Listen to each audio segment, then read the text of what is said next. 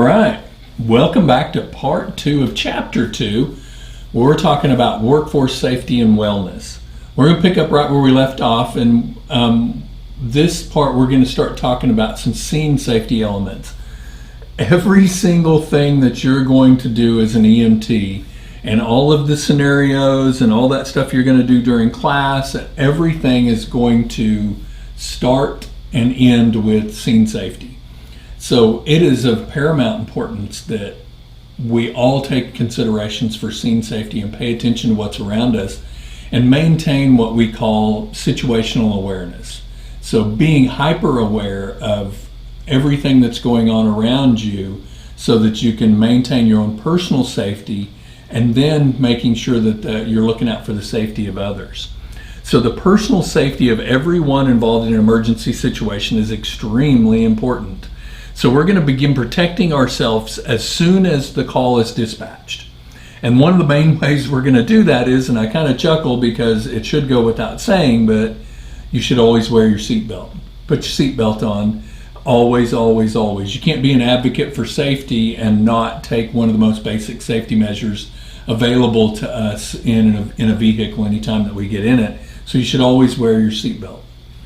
And then you're going to want to make sure you put on the appropriate personal protective equipment, not while you're driving, but you should be considering and thinking about what it is that you're going to need and put it on before you actually enter the scene. You know, whether you're sitting in your truck when you do that or you step out of your truck and you put something on, depending on what it is and what you're responding to. And then once you're there on the scene, it's important that you continue to protect yourself. Your approach to scene safety doesn't end. It actually never ends until the call ends. So you should always be looking for those dangerous elements in a scene.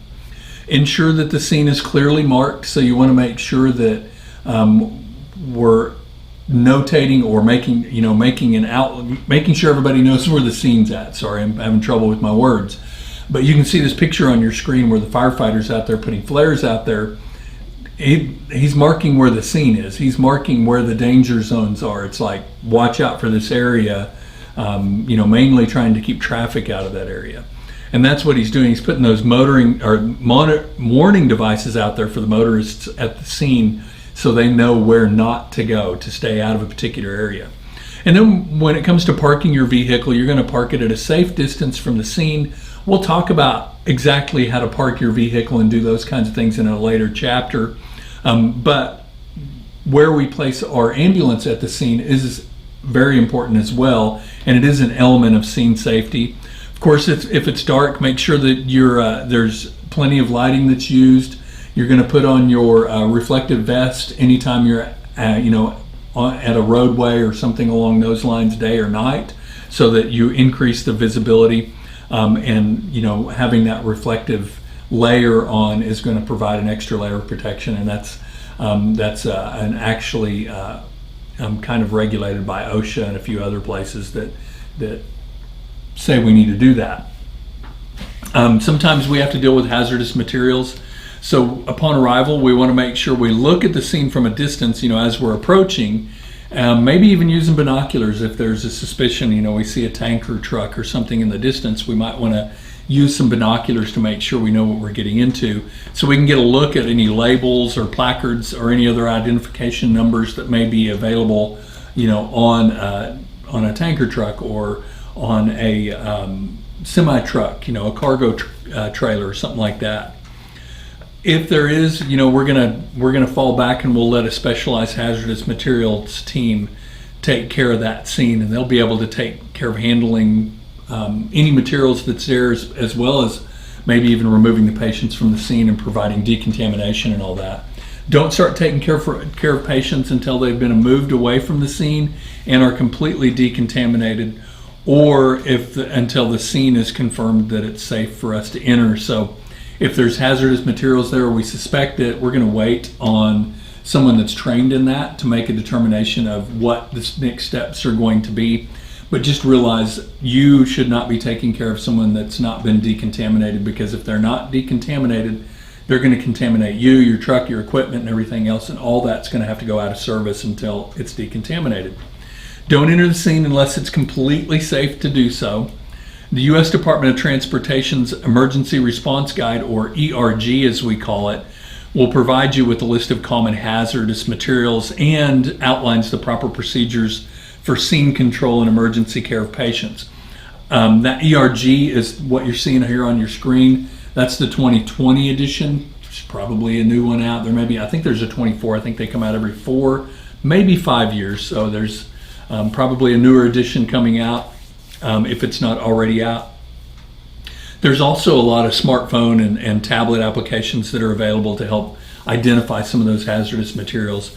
Here's some general guidelines for hazardous material scenes. Don't enter the scene if there's any kind of identified hazards.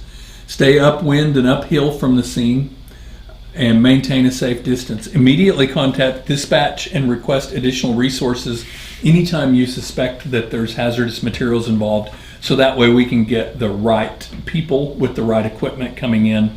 Don't enter the scene until you're instructed by a trained hazmat responder or a hazmat crew that tells you when to go into that particular scene and when it's safe. So safety is going to be first and foremost. This will be something that we're going to talk about a little bit more in a later chapter as well, but generally speaking, we want to make sure that scene is safe and we're not going to expose ourselves to some crazy chemical or something. Now, the emergency response guidebook is not so that you can look at it and go, oh, that's all it is, I'm going to go on in anyway. No, it's so that once the material has been identified as to what it is, it's so that you'll have an idea of what that particular hazard or chemical does, and it will help you with what the treatment needs of your patient may be, or your patients may be, once you're able to make contact with them. So that's what it's for. It's not for you to respond to that call. It's for you to be able to take care of people that have been exposed to particular things. So as you get more information about what it is specifically they've been exposed to, you can use this guidebook to give you a better idea of what you might expect. Of course, poison control would be really helpful in those instances as well. Once the chemical's been identified, they can help you with treatment, procedures and how you're going to move forward. Of course, other scene hazards are going to be things like electricity. Of course, dealing with any kind of downed power line is well beyond the scope of your EMT training. The outlet in your house on the wall has 110 volts in it. The power lines over your heads are upwards of 750,000 volts, upwards of 1,000,000 volts, anywhere from 1/4 to 1,000,000 volts going through those. It is far beyond what the human body can endure, and it will kill you immediately. Kill you and not, one of those killed dead and not coming back from it kind of thing. So take down power lines very, very seriously. You want to make sure that you mark off any danger zone around those power lines, and you can use those utility poles as landmarks, with the safety zone being at least one span of the power pole distance. So if you've got a power line down, you're going to back up to the next power pole on either side of that, and that's your safety zone. That's the safe distance away from that. And then, of course, we're not going to approach any downed wire or anything in contact with that wire until qualified personnel have confirmed that there's no risk. So we're going to have the power company come out. They're going to turn the power off of that thing, and they may even move the power lines for us. And downed power lines laying across the vehicle should make you very nervous. Lightning, of course, can pose a threat as well, either from a direct hit or from it, being transmitted through the ground, being in contact with it and being exposed to it through the ground, and it coming through that way. So to minimize the risk of a direct lightning strike, of course, you want to avoid higher ground. Be aware also that lightning can repeat, and it can hit the same area. The always old saying of lightning never strikes twice in the same place. Well, it's not true. It most certainly can. It's very, very possible for it to strike twice in the same place. So to prevent injuries from ground current, stay away from drainage ditches, moist areas, small depressions, and wet ropes and those kinds of things. Anything that can transmit electricity through, out beyond where the lightning hits. Oftentimes, when we hear about multiple people hit with one lightning strike, it's not because they were all hit with the lightning. Oftentimes, it's the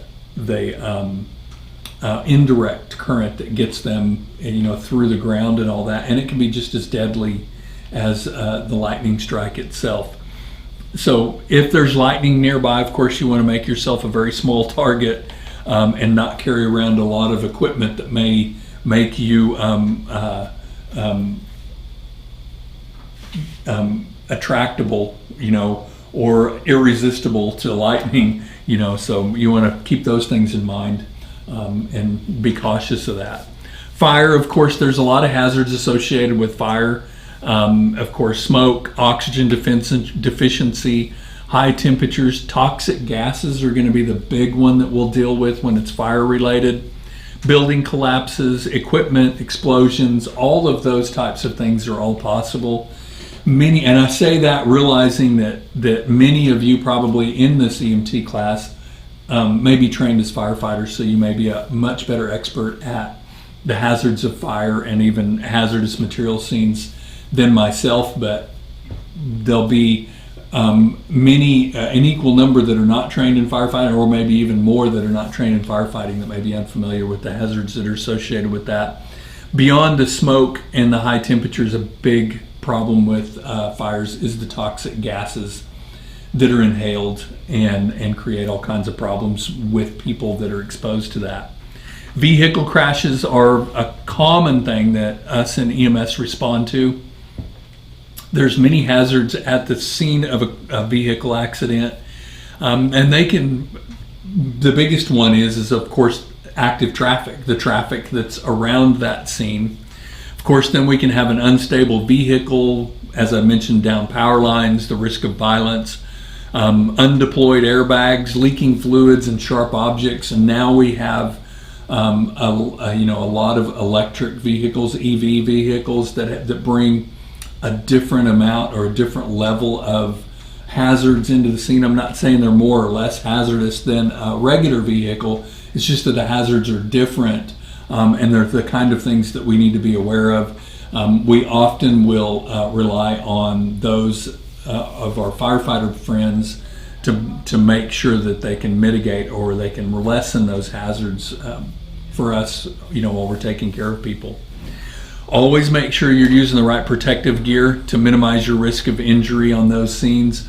Some ambulance services actually have bunker gear, helmets and gloves and that kind of stuff for their medics that they carry on the ambulance, so that they're able to utilize them in those types of situations.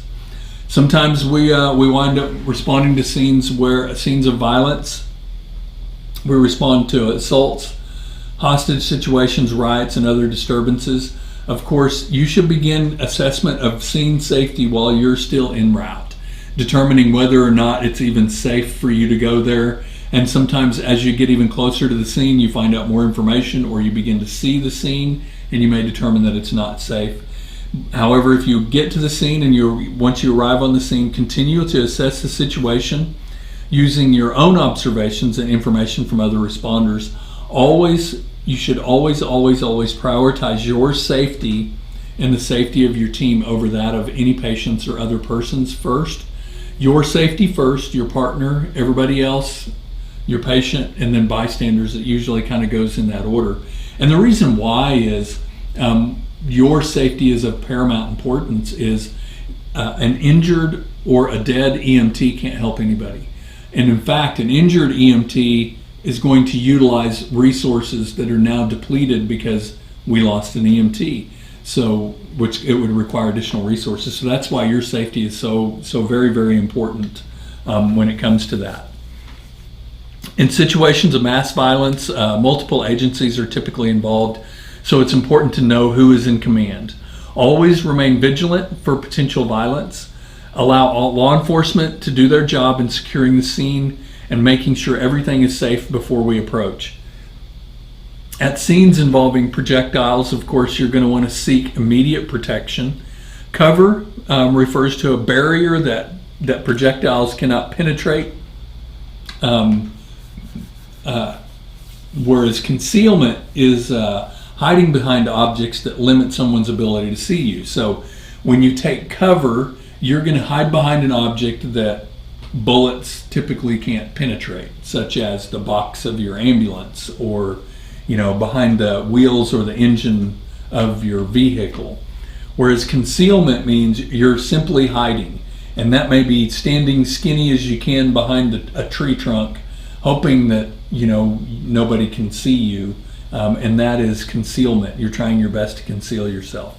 If you believe the event is a crime scene, of course, you're going to try to maintain the chain of evidence and avoid disturbing the scene unless it is absolutely essential for patient treatment.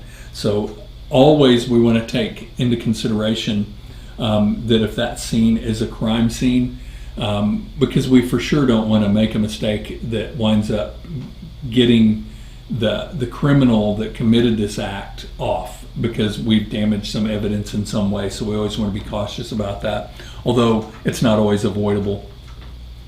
The rate of violence-related injuries leading to a loss of work time for emergency responders is 22 times higher than for other employees across the United States. So there's some recommendations for preventing violence. The first and foremost is getting some training and practice that'll help you identify the potential threat of violent scenes. And of course, having some training and practice in de-escalation strategies and techniques is really helpful, because ideally we want to avoid the scene, but if we wind up in that scene, having some strategies for being able to de-escalate the situation is always helpful. And then any class or course that you take that's going to improve your interpersonal communication skills will be helpful, because that'll play into that de-escalation strategy. Continuously practice an ongoing assessment so that you can see any potential threats of violence arising, and ensure dispatch identifies and alerts responders to any past or potential threats of violence at that particular location. Sometimes you're responding to a location where a particular incident has happened in the past, and anytime you know that, it should automatically kind of raise your awareness level, or the threat level, so to speak, there's the potential for violence or something happening because there's a history of it there. It's not a guarantee that it's going to happen there, but it should be kind of a red flag. To protect yourself against violence, consider participating in practice sessions or self-defense and all those kinds of things. And then engage in training and practice for both physical and chemical restraint techniques. Ensure proper fitting and learn how to use body armor effectively. I know it seems kind of odd to be mentioning body armor, Kevlar vests and those kinds of things when we're talking about an EMS class, but it's not unusual for ambulance services to issue that in some areas, each medic has their own body armor or Kevlar vest that they wear every day that they're on duty because of the potential threat of violence. Training and practice and operations with law enforcement and those kinds of things, some coordinated training is also helpful, so that you know what law enforcement is trying to do and you're not going against that or being detrimental to where that they feel like they've got to protect you, as opposed to getting on with the business at hand. So there are a lot of different types of protective clothing and other gear that is absolutely essential for your personal safety. So it all depends on the situation, but you should make yourself familiar with all the protective equipment that is available to you, or even that to a certain degree that some other agencies might use, so that if you need to care for somebody that is wearing different types of personal protective equipment, such as bunker gear or Kevlar vests and body armor and those kinds of things. If you have this particular gear that you're using, that you're responsible for, make sure that you inspect it regularly. Ideally, you should do so before you even reach the scene, and it should be something that you do as a routine, maybe before each shift, to make sure that your gear is ready to go. So some common types of protective clothing are some things like cold weather clothing, A thin layer is what will wick away the moisture, so you'll want to wear that one against your skin. And then you'll have a thermal or a middle layer that provides insulation, then an outer layer that's designed to resist wind, rain, sleet, and snow. Dressing in those 3 layers like that, and they're very specific layers. You know, they always tell you to dress in layers, but realize that what they're meaning is very specific layers. So you'll have that inner thin layer that's going to wick away moisture, the thermal layer, and then the outer layer that's going to protect you from wind and rain. And all 3 of these layers is what's really what makes the cold weather clothing work. Turnout gear, of course, we've talked a little bit about this. That's going to protect from heat and fire, sparks and flashover. But not only that, it has resistance to sharp objects, cutting glass, sharp metal, and those kinds of things. A lot of times what we see the medics, they're carrying these on the ambulance for is not so that they can run into a fire, but it's so that they can, get in and take care of a patient that's been in an automobile accident. So they'll have helmet, gloves, turnout gear, goggles and that kind of stuff, or face shield. And that's primarily what they use those for in those instances. Again, turnout gear is commonly referred to as bunker gear. So those 2 terms kind of work interchangeably. So if you hear one versus the other, they're both talking about the same thing. Gloves protect your hands from heat, cold, cuts, those kinds of things, so you can safely touch objects. However, wearing gloves might reduce your dexterity in a rescue situation. So realize that it's going to limit your ability to touch and feel and do those kinds of things. So the inclination is that you'll want to remove those gloves and to touch and feel and do those things, but be very careful about that because you remove your protection. You should wear a helmet anytime you're working in a fall zone where something could fall from above or hit you from above. Helmets should offer protection from impacts on the top sides, on the tops and sides, and they must also have a chin strap that you secure. It's kind of like a seat belt. You're not going to keep that helmet on unless you wear your chin strap, so it's important to do that. Be aware that construction type helmets are not ideal for rescue situations. We see the helmet in this picture here that she's wearing. That is a rescue style of helmet.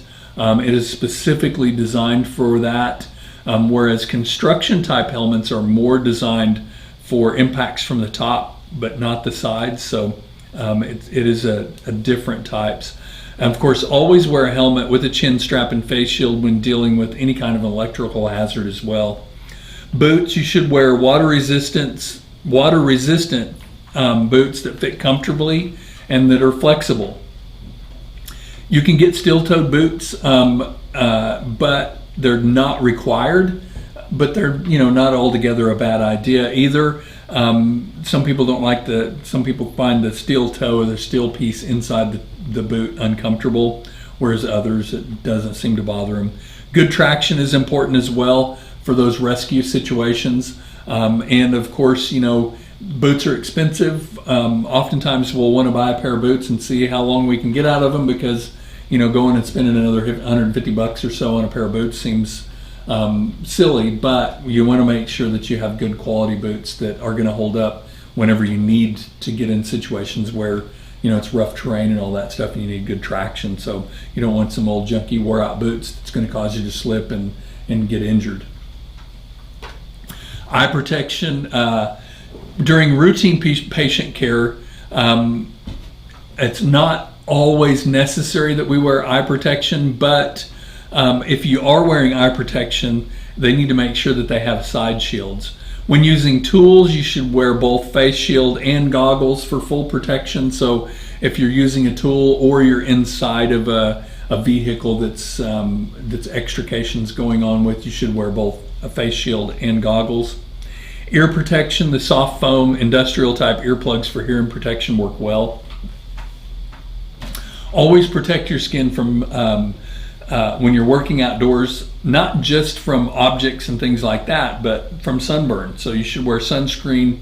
At least a SPF 15 is what they recommend. So if you're on standby or you're working at an incident or something like that, you can protect your skin from sunburn, on those really bright sun days or the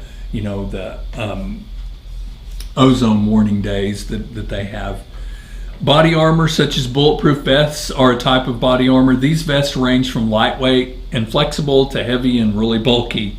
Keep in mind that vests might not be practical for daily use, as they can be very expensive and typically don't protect against rifle ammunition or stabbing attacks. So it's not a one-size-fits-all, and it's not perfect.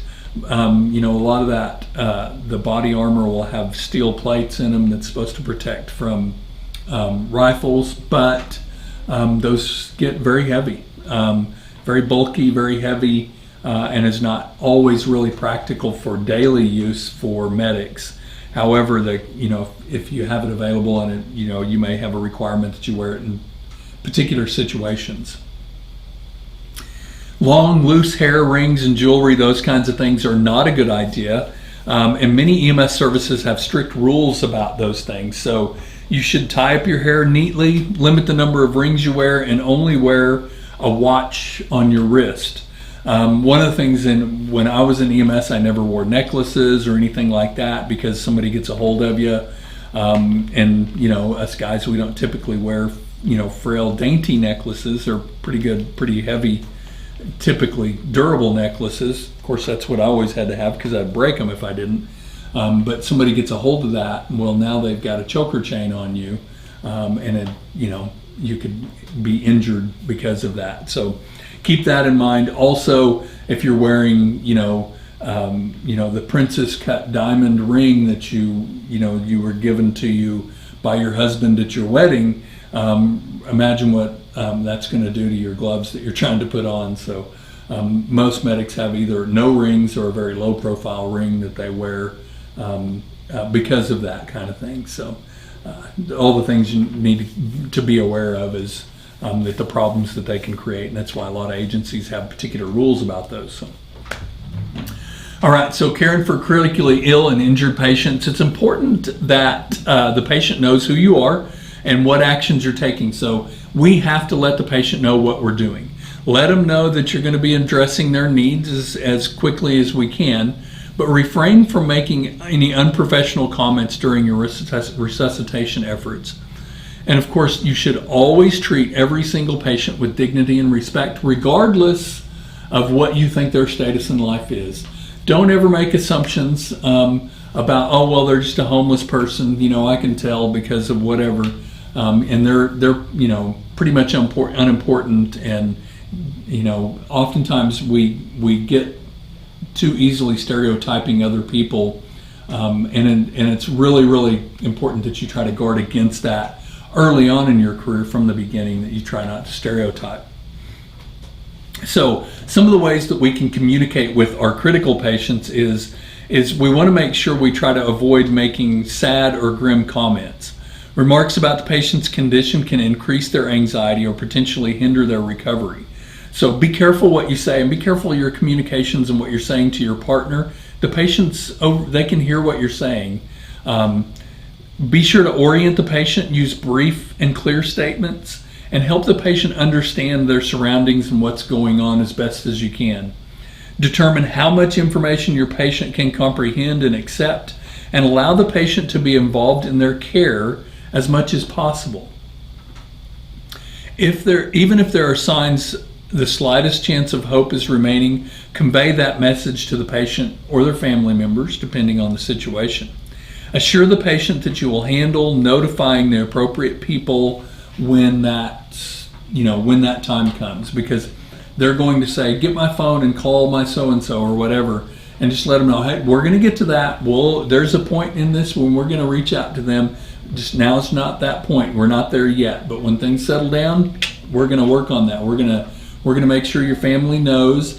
But it really doesn't do any good to call them until we know exactly where we're going to take you. So that's one way that you can kind of delay the need for that.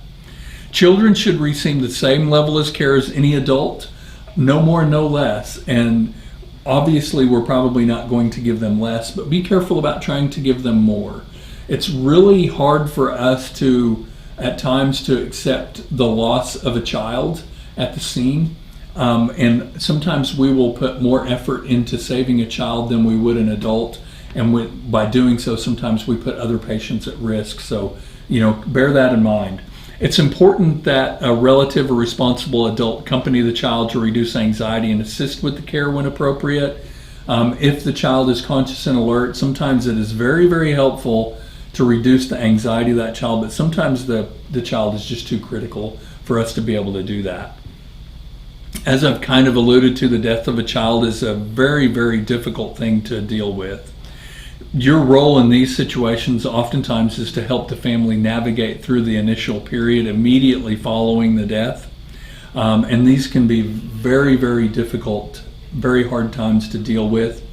Ideally, you would allow a more senior medic to begin handling that, and they're going to help you to understand, or at least help you, you'll see kind of how those things are handled. And then when it comes to helping the family, we want to acknowledge the death of a child in a private setting. Shock, denial, disbelief are all common and normal reactions to a child's death. If circumstances prevent, allow the parents to hold the child using your best judgment to determine if this is appropriate. Obviously, if this is a crime scene or something along those lines, or the potential for a crime scene, that's not going to be a good idea, and you're going to have law enforcement coming. Let the family's actions guide your approach. So you'll kind of get a feel for the direction you need to go with this by paying attention to the family.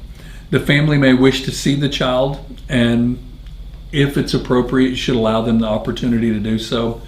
Prepare the parents for exactly what they're going to see, though, before they go in the room, so they know. So there's no surprises. Some of them may opt out once you tell them what they might expect to see. Don't overwhelm the grieving parents with too much information. They don't need tons of information. Let them grieve. It's a process they're going to go through. They're going to get the information that they need to know, so you don't need to overwhelm them with a ton of information right there at the scene. Answer their questions as best you can, but don't be afraid to tell them you don't know. It's a hard pill to swallow, but sometimes we just don't know. Death and dying is always something that we're going to have to deal with. They typically they always occur in one of two ways. It's either suddenly or after a long-term illness. And even after a long-term illness, it sometimes seems sudden for the family. Either one can have equally difficult times when it comes to the family, and they can be equally difficult as us, the EMTs, when we're dealing with that. So as an EMT, you'll inevitably face death in the course of your duties. It's an inevitability. It's going to bring up strong emotions, strong memories. If you have been involved in a similar situation where you've lost a friend or family member, suddenly or abruptly that involved EMS, it's going to bring up those very strong emotions and feelings, and you should begin to prepare yourself for that now, and how you're going to handle being on the other side of things when you're in that particular situation. So it can be very tough. It can be hard to deal with. The grieving process for anyone that's suffering from a loss, of course, is going to start off, and these don't go in any linear order. There's 5 stages, and they could jump from one to the other, and then back to where they were, and then back forward, and all that stuff. But typically, it ends in acceptance. But that's not to say that somebody can't go back through any one of these phases at any point in time. So it's got, denial is one phase, anger and hostility, where they get mad and frustrated at the world, and then bargaining, depression, and ultimately acceptance.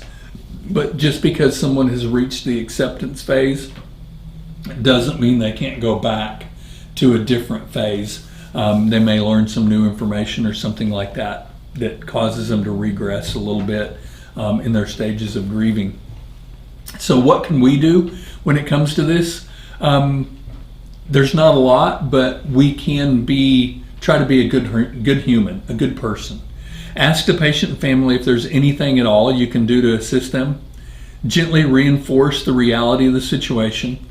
But you always want to be honest and sincere with your interactions with the family. Avoid saying that you know how the patient or family feels, as you can't truly know their experience. You can be sympathetic and empathetic, but avoid saying you know how they feel. Allow the patient or family members to grieve in their own individual way. Just let things play out. This table kind of shows some suggested responses for someone dealing with grief. Being empathetic is saying you're sorry for their loss. You can tell them it's okay to be angry. Those kinds of things. Any one of these is helpful. But you're acknowledging how they feel and being sympathetic to that as well. Of course, EMS is a very high stress, high demand job. There's a lot of stress involved in it. But it's important to understand what causes the stresses and how to effectively manage those. The stressors can come from emotional, physical, or even environmental situations. Any number of things can cause the stress that we deal with or add to it.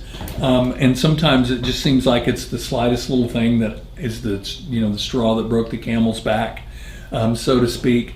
But it's all the weight of everything else that kind of causes that. The body responds to all of these stresses. The way that it responds is described as the general adaptive syndrome. And this is going to include the initial alarm response to the stress, a subsequent phase of reaction and resistance to the stress, and then finally, hopefully, a recovery from the stress or exhaustion if the stress persists. So it is a process that we go through when we're dealing with the stress. Physiologically, when we're stressed, you might notice an increase in your breathing rate and your heart rate. Blood pressure typically goes up as well. The vessels of our cardiovascular system close to the skin surface might dilate, causing your skin to feel cool and clammy. Pupils may dilate, muscles become more tensed, and you might experience an increase in blood glucose levels. And you could even start perspiring. There can also be a decrease in blood flow to your gastrointestinal tract because your body kicks in that fight or flight response. Excuse me. I don't know what it is. I guess I'm allergic to you guys. You make me sneeze every time I'm about halfway through any one of these lectures. So situations that are oftentimes stressful for EMS providers are those dangerous situations that we sometimes find ourselves in. The physical and physiological demands of the job are significant stressors. Just having to go out there and do the work. It may not be necessarily the types of calls that we're doing. It's just that one call after another, after another, after another, and they may be relatively routine. It's just the stress of doing that can add up. Caring for critically ill or injured patients often causes stress. So it may not be that you ran 10 calls that day. It could be that you ran one call that was very, very stressful because it involved a critical patient that really challenged you and caused you a lot of stress. Dead and dying patients are a major source of stress, or they can be. They're not always. Sometimes those are surprisingly easier to deal with than you think because it is a part of life. But depending on the situation, they can be very stressful. Of course, one of the big ones is the overpowering sight, smells, and sounds encountered on a call. They can be very stressful. They can kind of stick, in your memory for some time and can show back up, a similar sight, smell, or sound can bring those back and cause you a little bit of stress and anxiety. Additional things that are stressful is, of course, handling multiple patient situations, of course, as you can imagine, can be very stressful, especially if those patients are, seriously ill or injured. Dealing with angry or upset patients or family members or even bystanders causes a significant amount of stress because here you are just trying to do your job, trying to do the best you know how to do, and family members or patients or whoever is very upset. Understandably so, that they're upset, but it causes stress for you because them being upset are some of the things sometimes that they say. And then, of course, there's just the absolute unpredictable nature and constant demands of the EMS work environment that causes a significant amount of stressors. We literally do not know what the next call is going to be or what the next call is going to hold. Oftentimes we'll get dispatched for one thing, and we think we're ready for that, and we show up at the scene and it's something completely different, and that oftentimes will add to the stress. It is a high stress, high demand job. However, with the right coping techniques or the right way of going about things, as we mentioned in part one of this, the stress can be easily managed. Or maybe not easily, but the stress can be managed. It is a manageable stress. Stress reactions are going to include some 3 different types typically that we see. We see an acute stress reaction. This usually occurs during the stressful situation. And then we might see a delayed stress reaction that shows up after a stressful event has concluded. And then the third would be a cumulative stress reaction that results from prolonged or excessive exposure to stress. We can see these happen at any point in time. It can be cumulative. You can have a cumulative stress reaction, and even the cumulative stress is maybe not all work related. It could be stresses from your personal life or those kinds of things. All of them will add up and can create a cumulative stress reaction if you don't have a way to deal with those stresses in a healthy way to deal with those. Self-medicating with alcohol or something like that is not healthy. It may get you by in the short term, but eventually all of those stressful chickens are going to come home to roost, and you're going to have to deal with them at some point in time. It may be months or years down the road, but you're going to have to deal with them. They are going to come back. Some physical symptoms of stress that we might see: you might experience an unusual increase in fatigue, changes in your appetite. You may want to eat more, or you may want to eat less. Typically, us in EMS, we eat more. We have a tendency to do that. We happen to, self-medicate with food. Maybe have some GI problems, some gastrointestinal problems, suffer from headaches, insomnia. You might find yourself uncharacteristically more irritable about things, or you might have an inability to concentrate, in ways that you used to. You could also experience hyperactivity or underactivity. So there's a lot of ways that stress will begin to show its ugly head in us. And when we start to see these things, or we start to experience these things, these are all clues that you need to figure out a good, healthy way to deal with that stress. And if you can't come up with good, healthy ways on your own, that's when you really need to, for sure, seek outside counseling, professional counseling, to make sure that you're dealing with that stress in a way that's healthy, so you're not, it's not impacting your personal relationships and those kinds of things. Some psychological symptoms might be, you might feel fear. You could exhibit dull or unresponsive behavior where you're just kind of like dead to the world. Depression could set in, feelings of guilt, and you may experience an oversensitivity of anger, irritability, and frustration. Could all be part of that as well. Some psychological symptoms that you might develop. You might just kind of fly off the handle at the slightest thing, or it could be just the opposite. Something that is a really big thing, all of a sudden, you're just kind of like numb to it. You don't really pay any attention to it. Sometimes when we experience large-scale incidents, we wind up with stress-related, that is related to a critical incident. This is triggered by acute severe stressors such as like mass casualty incidents, serious injury or traumatic death of a child, crashes with injuries caused by an emergency provider or while traveling to or from a call, the death or serious injury of a coworker in the line of duty. Any one of these is going to cause critical incident stress.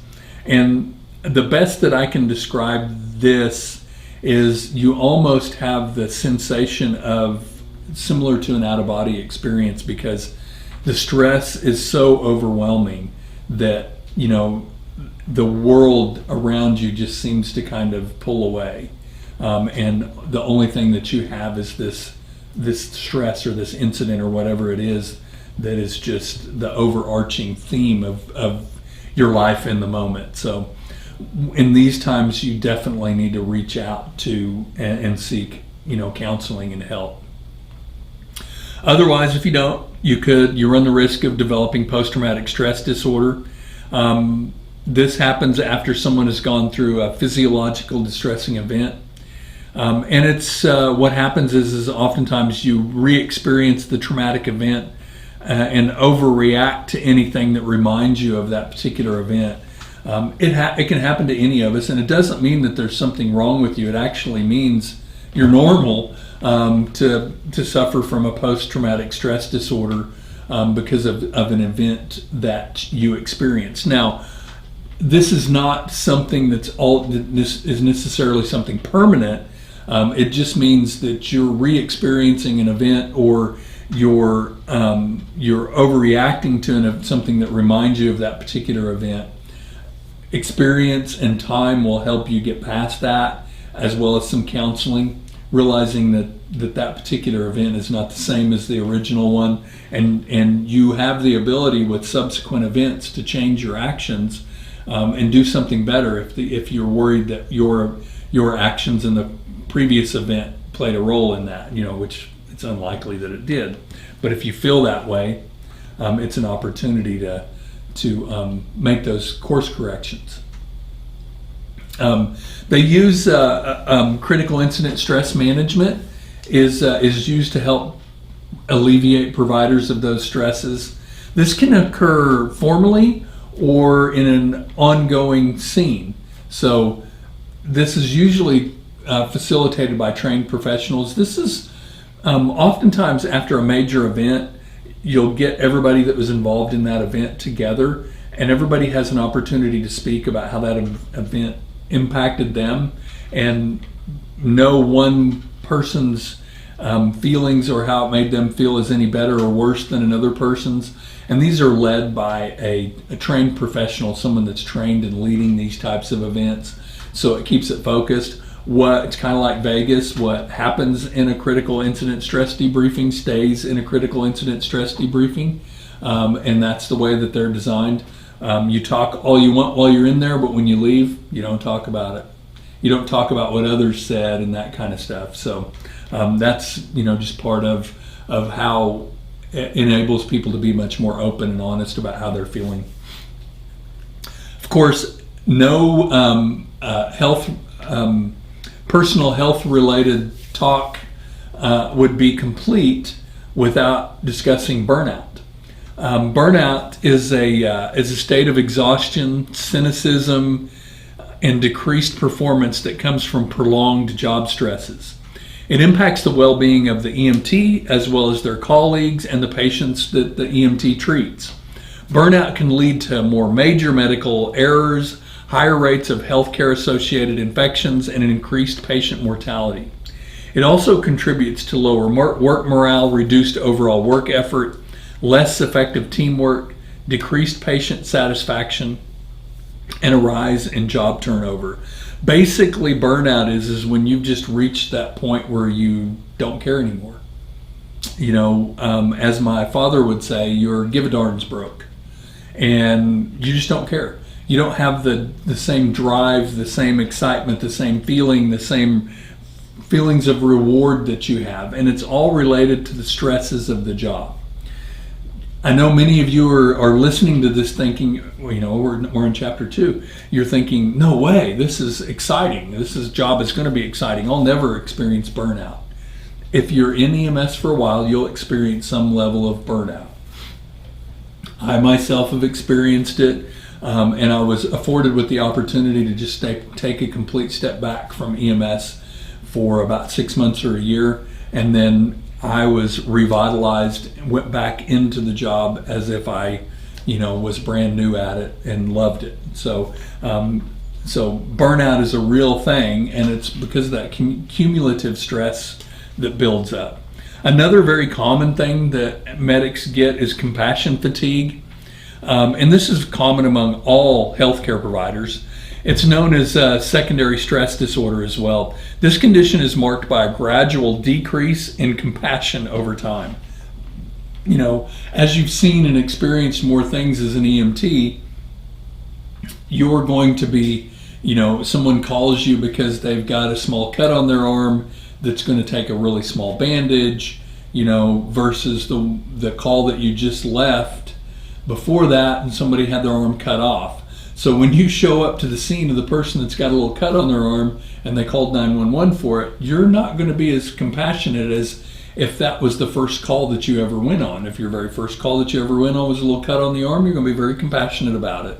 However, as you've been in this job for a while, you're going to get a little compassion fatigue. It is a thing that we oftentimes have to deal with and guard against, because every time someone calls 911, it's important to them. They feel like it was a true emergency most of the time. So we have to guard against that, because it's not necessarily about what we feel, it's about what the patient feels. Symptoms are going to include, of compassion fatigue, are going to include things like high absenteeism, where you miss work a lot, difficulty with relationships with colleagues and coworkers, have trouble working as a team.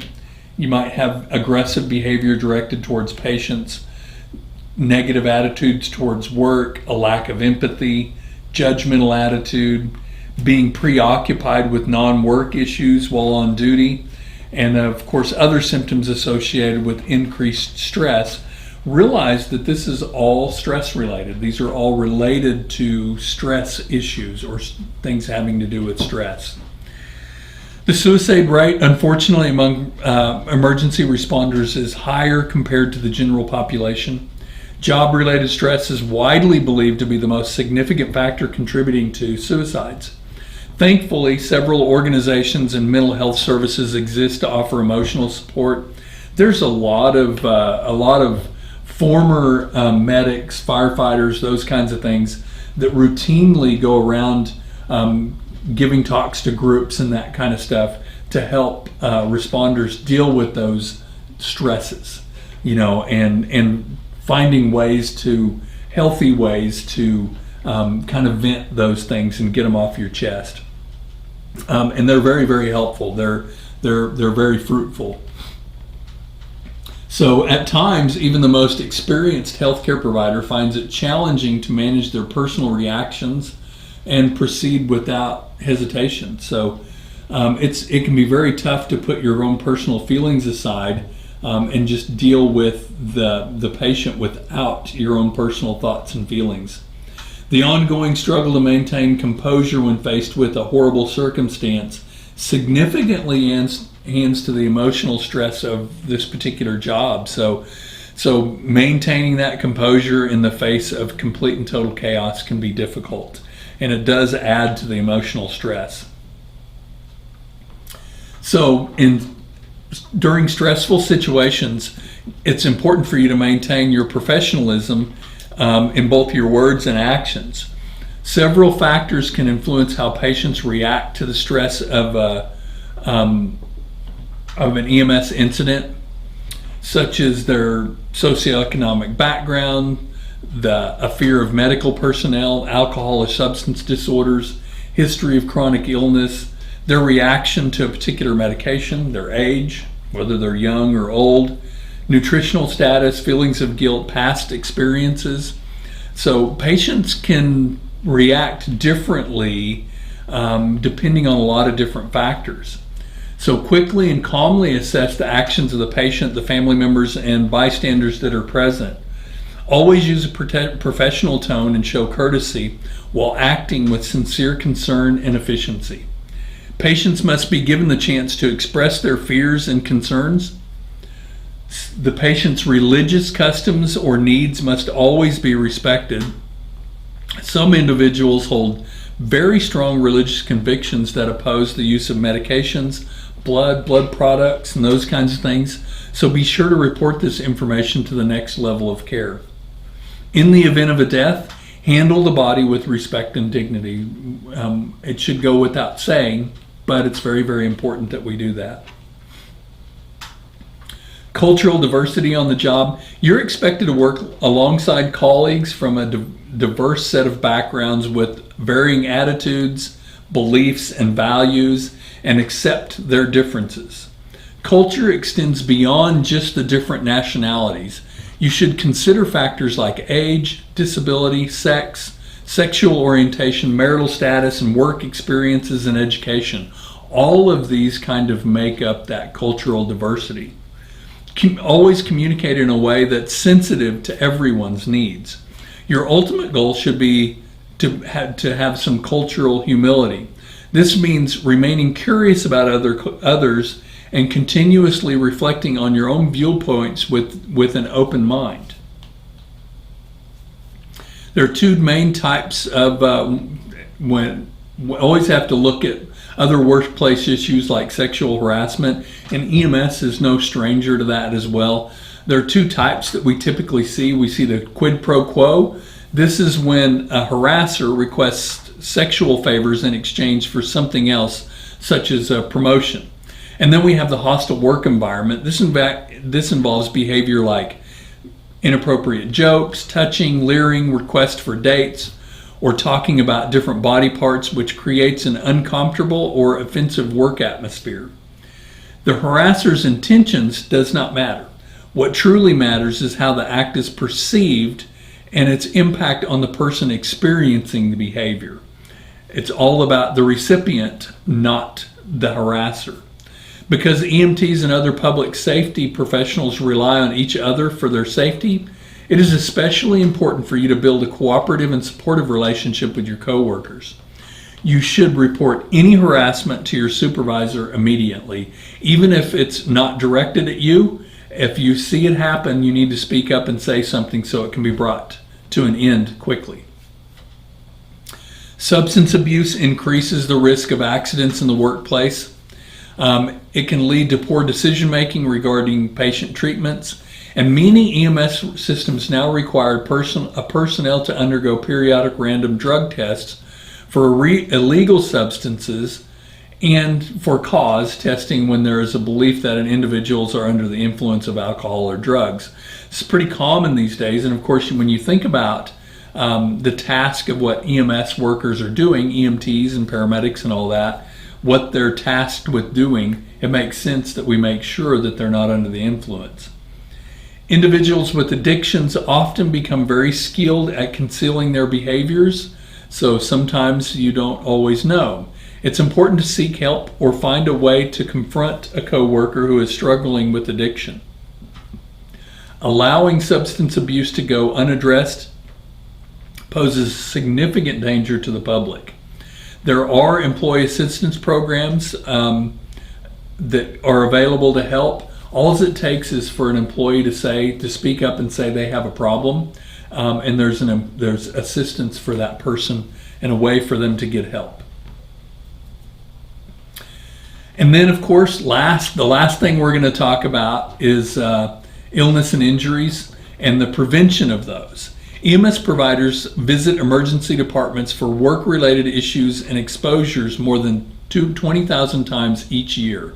That's EMS workers. That's not people we're taking. That's us that wind up in the emergency room about 20,000 times a year for some kind of injury or exposure.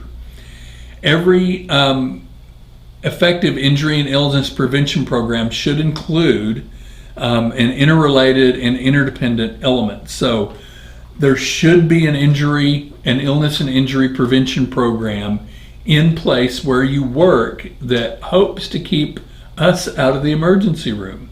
So those elements of that are going to include a strong management and leadership element, active worker participation in those programs, thorough hazard identification and assessment, robust hazard prevention and control measures, comprehensive education and training, which is probably should be at the top of the list and not towards the bottom, and of course an ongoing program of evaluation and improvements so that we're sure that we're identifying the things that we need to identify and those hazards and dangers within our work environments. Every work environment is going to be different. Although two ambulance services may seem very similar or they may seem even identical, there's going to be different hazards and different issues that you need to be aware of and different ways that you're going to be asked to mitigate those and decrease those on the job. These are where these illness and injury prevention programs is where you wind up with policies and procedures in place for why you do a particular thing or you don't do, or you wear a particular piece of a safety equipment and those kinds of things. If you don't follow those, then the risk you create on yourself increases, and the liability is all on you, not your employer, because they're going to say they're supposed to do this, they chose not to do that, and now they've suffered an injury or an illness because of that. So that's the way those things kind of play out. All right, so that is the end of chapter 2. All right, so good job. I know it's quite a bit of information, but it's still not the heavy stuff. But hopefully you guys are getting pretty, starting to get into your study groove and your study habits, and you're finding a good time of day that works for you. It's different for all of us. Some of us it may be early in the morning, mid-afternoon, or late at night. So hopefully you're finding your best study time when you're able to devote some uninterrupted focus on your studies. And remember, just reading the book isn't studying, so hopefully you guys are finding some good study techniques that are working for you.